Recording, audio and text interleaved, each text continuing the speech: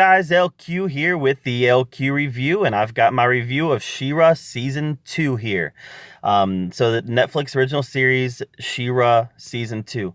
So I really liked Season 1 of She-Ra. I thought it was a fun take on the character. They definitely paid respect to the origin of the character, both the 80s origin and the origin that we saw in the comics, the DC comics, which is probably the best version of He-Man we've ever had in any form. And in that form, she was called Despera before she learned that she was Adora and became She-Ra. So they paid homage to both of those, and I thought that the origin story was very well done. Season 2 was more of the same. I didn't dislike Season 2. I really didn't. I thought that it was okay. I thought it was okay. Now, there are some problems I had with it. First problem I had with She-Ra Season 2 is that it was a little bit too short.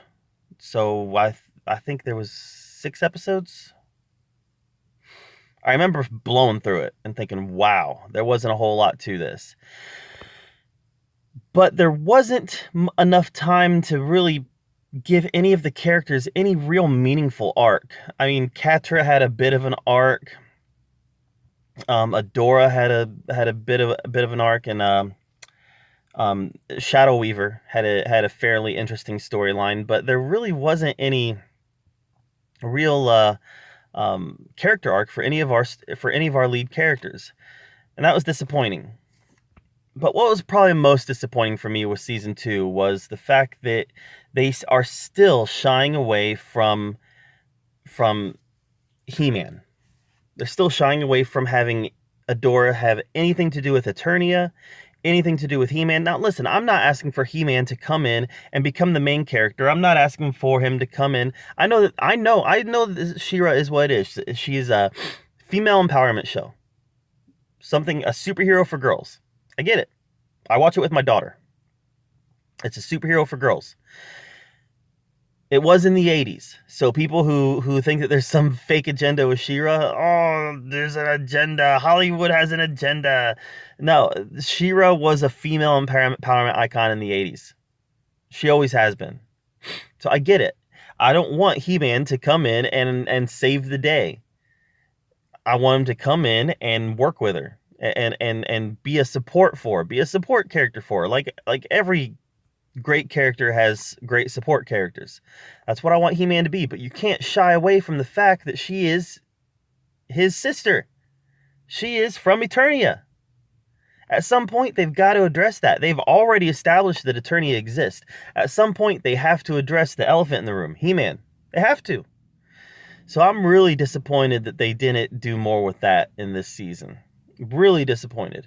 Hoping, fingers crossed, in Season 3 we get something else from Eternia, some more background with He-Man, the Masters of the Universe, whatever. It's time. It's time. We got to get more.